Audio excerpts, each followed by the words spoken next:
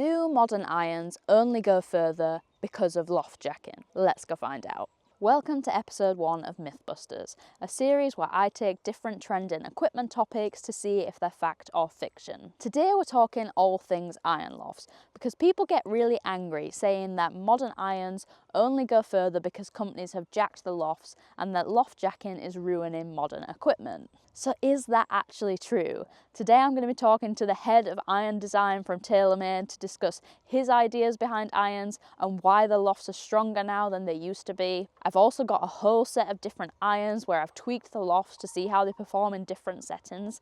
And finally I'm going to take my P7CB iron, one in its standard setup and one with the loft strengthened, to see if it performs better with a stronger loft and if that makes the club go further. So I do get a lot of comments complaining about loft jacking, people saying that new modern clubs only go further because the lofts are so strong. And a lot of people even go as far to say that loft jacking is ruining golf.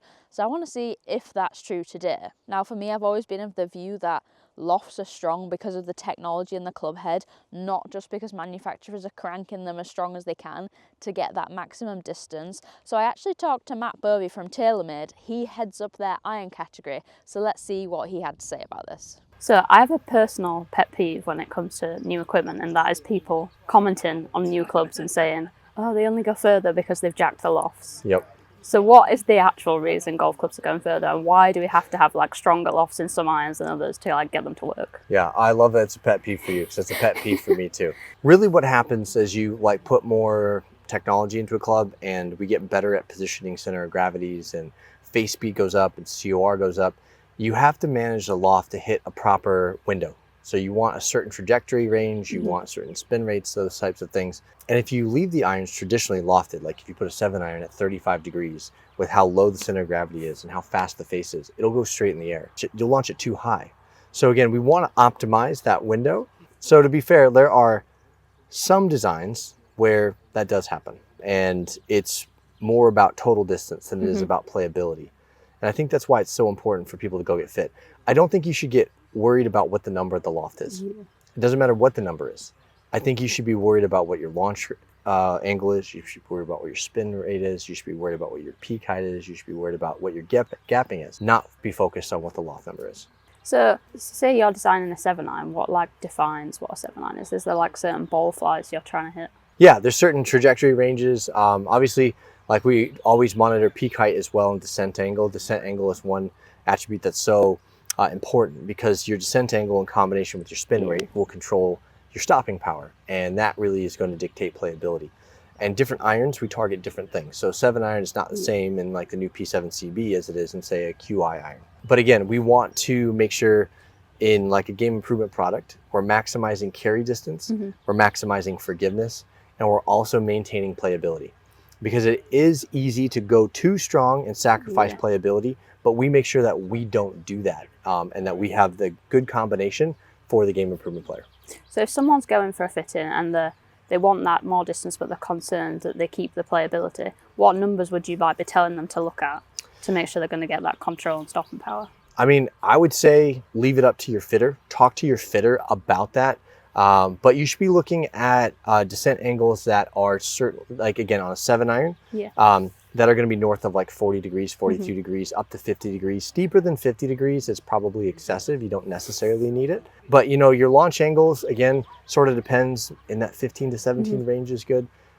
Spin rates don't really need to be like people used to think of spin rates as I take the number on the bottom of the sole and I multiply it by 1,000. With the technology and the way that clubs are designed today, that's not really the case anymore.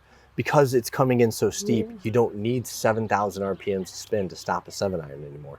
Okay, so I thought that was super interesting. As we know with a lot of these bigger irons, there's loads of tungsten in the bottom of the club head. It's typically split into the heel and the toe. Because there's more weight at the bottom there and it's split across the club face, it drives that forgiveness and MOI.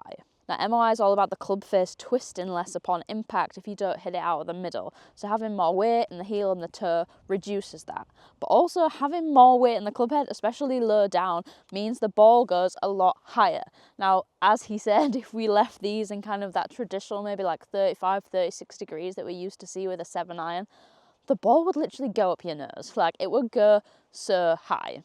So that's how a lot of these strong lofts have come about. Now, I know not everyone will believe this. So what I've done today is I've got a model of every single TaylorMade iron with me here. So from QI all the way down to the blade, and I've actually bent them to the QI loft. So I'll put the original iron lofts up on the screen, but they're actually now all bent to 30 degrees. So what I'm going to show you is how having that loft in all 5 clubs affects the performance, and hopefully I'm going to show you that just taking a blade and cranking it to a stronger loft is not going to provide optimal performance. So let's work through the bag and see what we find out. I've got the QI iron up first. And then I've got this in my full custom fit spec from TaylorMade. So this is a Mitsubishi shaft, it's actually 75 grams but stiff. We're on the 4th hole at Alcanada Golf Club, see how many times we can hit the green.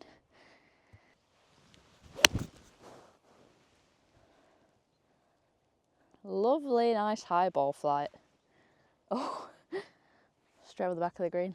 Oops.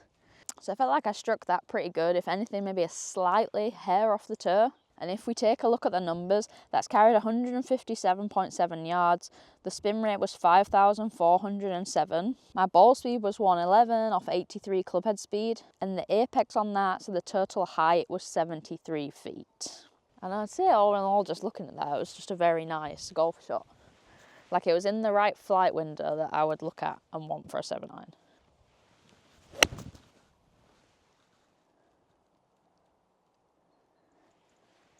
Okay, a pretty similar day to that. Caught it maybe a fraction heavy, 154 yards of carry, 5,600 spin. That was just shy of 110 ball speed off 81 mile an hour of clubhead speed. Launch angle 20 degrees, which was really near that window Matt was talking about, maybe slightly on the high end because I have a tendency to back off it a little bit, and the height was up at 79 feet. Let's move down the models now and see how this changes. Just going to run down the clubs chronologically. So now we've got the P790.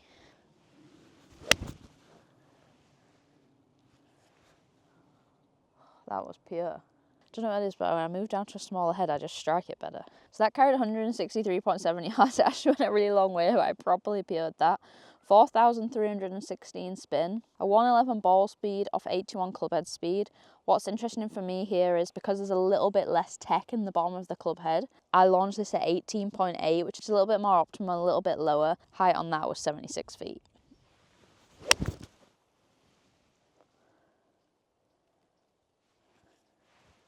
$157.5 carry there, 5,853 spin, 112 ball speed off 81 club head speed.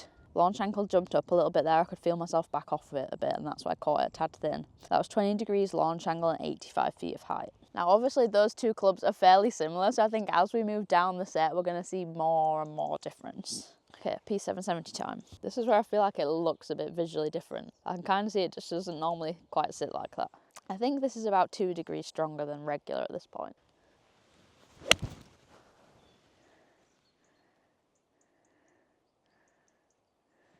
It's funny as well, just because I can visually see there's left loft on this club, like I just don't feel like I'm striking it quite as good. I'm trying to.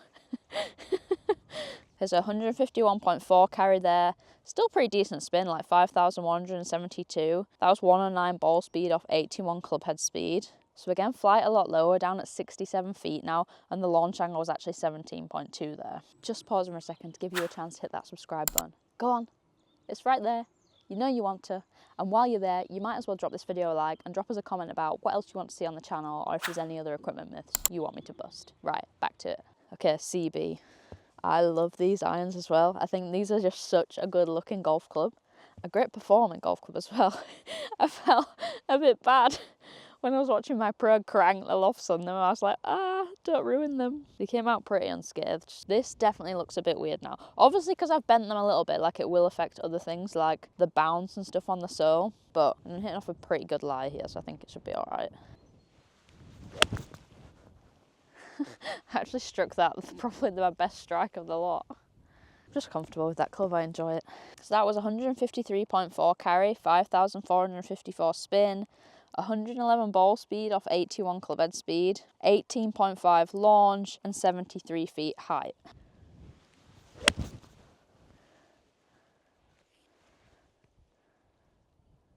Pretty good shot to be honest, but it did look a bit lower. Okay, absolutely flown miles there, 160.9 yards, 5,000 spin rate, 110 ball speed from 81.7 club head speed. But again, we're in the 60s for the height of that shot now, so 66 feet. And that was from a 16.3 launch angle, so my lowest so far. Imagine what the difference would be like in 5-iron. I feel like a 3 degrees strong 5-iron for me in a blade would be like unplayable.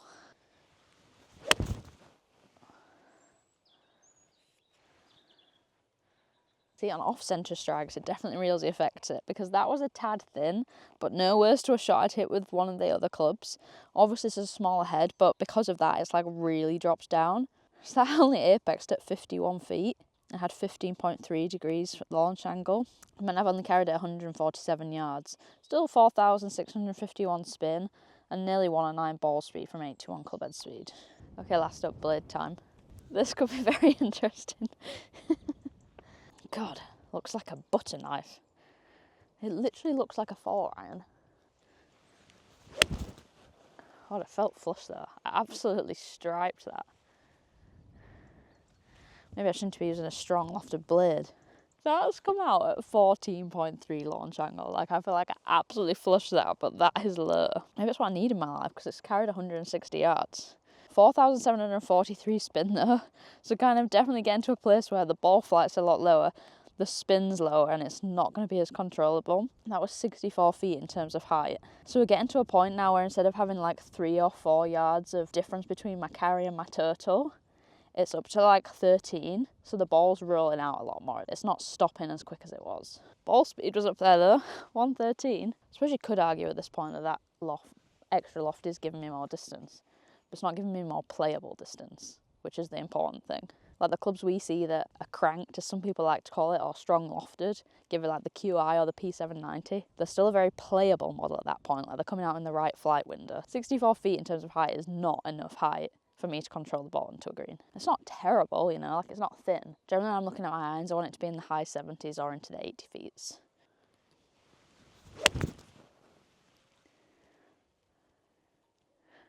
It sounds so fast off the face though, doesn't it, that loft?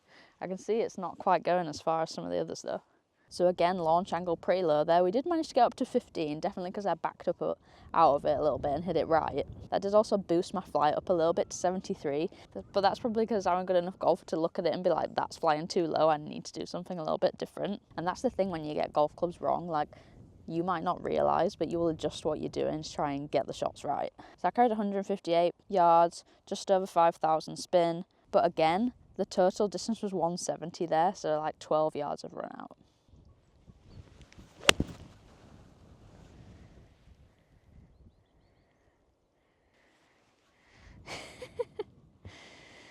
God, that is not good when you don't catch it perfect. I've just caught that like a fraction heavy, and it's got 47 feet of height. Okay, so let's do a quick comparison there. Some of the kind of stats had like a direct correlation, like you could see straight from the top to the bottom. They got worse as they went down. Some were kind of all over the place and changed a lot, which was pretty interesting. So in terms of average height, it was actually P790, which flew the highest. But actually when we look into the TaylorMade like standard lofts, P790 are already set at 30 degrees, so I was hitting them in like their normal loft. So the QI was at 75 feet, the P790 then jumped up to 81, then we dropped down to 69 with the P770, down to 63 with the P7CB, and then down to 61 with the P7MB. For me personally, I know 61 feet of height is just not enough. It's like not the right window that I want to see a 7-iron in, and that's kind of like what Matt was talking about. Each club has like a flight window that it should fly through to perform its best. And for me, taking that blade and strengthening it that much to that stronger loft, it just doesn't quite work. Other data that kind of directly correlated with would be launch angle. So actually this was the same, 19.2 with the QI, then up to 19.6 with the P790, and then we gradually dropped down again. 17.8 with P770, which is actually probably pretty good for me. 16.7 with the P7CB, and then 14.9 with the P7MB, which is definitely a touch on the low side. Spin rate was kind of mixed. It kind of went up and down with different models. I think that was more due to like strike than anything else, and actually probably all of them the spin was fairly playable with it at that loft. Interesting, I'd also say carry wasn't affected too badly. Probably the best was the P790. I think that makes sense because it was performing in its static loft with the right weight, with the right flight window. So I actually carried that 160.6 yards on average, which is like probably 5 yards longer than I would typically hit a 7-iron. And actually the QI, the 770, the CBN and the MB all were around that 155 mark, which is pretty much where my 7-iron sits. So it's interesting because actually the P790 I think is always at 30 degrees in a 7-iron, so that's not changed. So I've basically hit it in its classic spec. And because of that, it's performed really well, and like it's hit the right flight window and it's given me that extra distance. But the others where I've had to strengthen it, they've not gone any further. Like I know for me, if I use my P7CB that's not strengthened, it will fly up further than 153.7 yards we've got here. So it's not performing as optimally. Just remembered I have my actual 7-iron in the bag. I didn't strengthen my actual club, I didn't want to ruin it. So let's hit this at its actual loft and compare it to it 3 degrees stronger. So that'll be really interesting.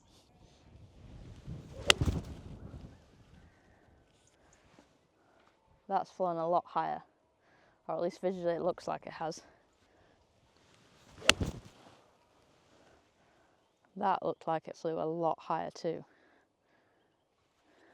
So that was me hitting my P7CB, same spec club, but in its standard loft. My average carry was 161.4 yards. My average launch angle was 19.1 and my average height was 81 feet. If you go back again and look at the CB performance, 3 degrees stronger, it carried 153.7 on average.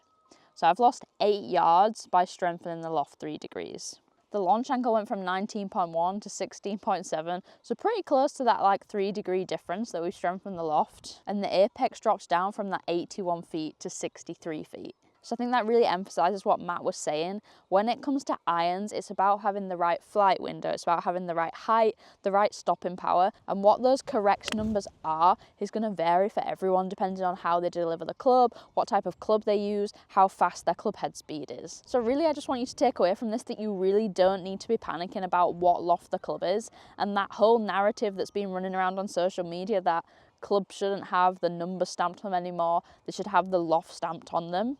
I'm just not necessarily sure that that's correct, because having a loft stamped on the bottom of the club doesn't really tell you anything unless it's telling you everything else that's in the club head and all the other technologies that are balancing with that loft. Another thing that's also quite interesting is how some club heads are designed, especially bigger ones with more tech, is that the face flexes in certain ways upon impact. So actually a static loft of 30 might play at 32 upon impact with the golf ball because of how the face flexes. So I think we should probably leave the loft talk to the techs in the buildings designing these great golf clubs, and we should just worry about going to get fit, getting a club that's playable, it flies the right height, it can stop within the depth of the green, because really a good iron is one that's consistent and that you can control and you can get to stop. If it's flying too low, if it's got too much speed for its height, you're just not going to be able to play consistent golf with that, and there's no point. So I know it's a bit unglamorous and unsexy, but we need to stop thinking about like lofts and ball speed